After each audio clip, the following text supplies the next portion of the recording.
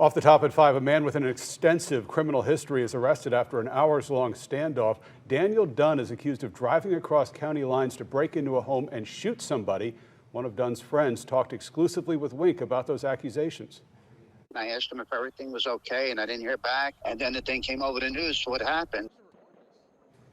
Hello again, everybody. I'm Chris Safadi. And I'm Lois Tomey. Deputies say Dunn drove back to his home in Charlotte County after the shooting. That's where we find Wink News reporter Michael Hudak. And Michael, how long was there a threat to that community?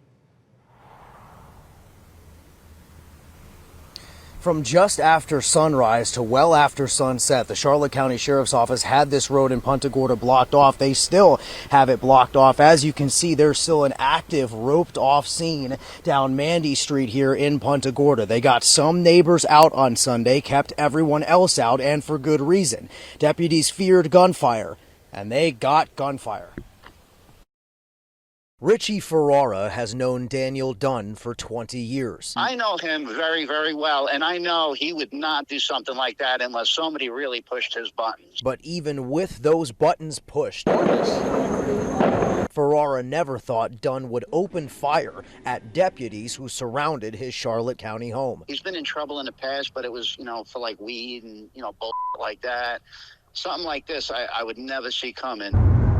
But Charlotte County and Lee County deputies say Dunn drove to Lee County on Sunday, broke into a home and shot someone with a rifle, then drove home and barricaded himself. For hours, both sides waited. Ferrara told me during the stand-up, he heard from his best friend. Something about the SWAT team being at the end of the street, and I asked him if everything was okay, and I didn't hear back. And then the thing came over the news, so what happened?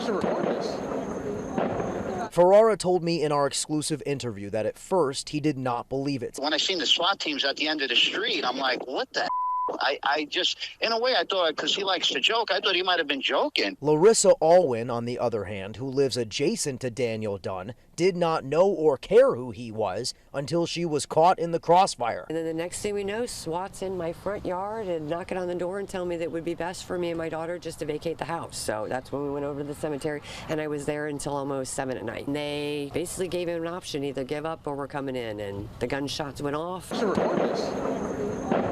When Dunn fired, you better believe Charlotte County deputies returned fire. At least one of those shots landed. First responders then rushed Dunn to Gulf Coast Medical Center for treatment. I've been meaning to go see him, and I didn't, and I blame myself.